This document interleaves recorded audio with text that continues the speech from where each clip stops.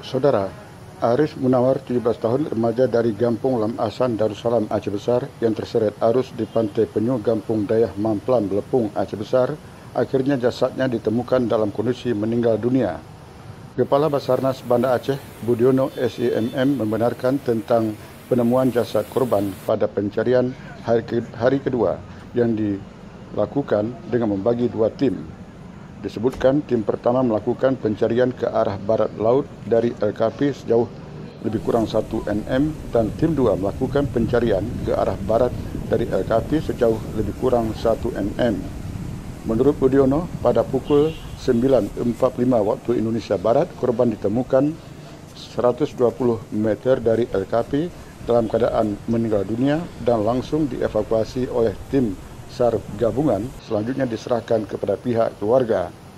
Sebagaimana diberitakan sebelumnya, Arif Munawar, remaja dari Gampung Lam Asan, Darussalam, Aceh Besar, terseret arus di Pantai Penyu, Gampung Dayah Mamplan, Belepung, Aceh Besar pada Selasa 14 September 2021 sore.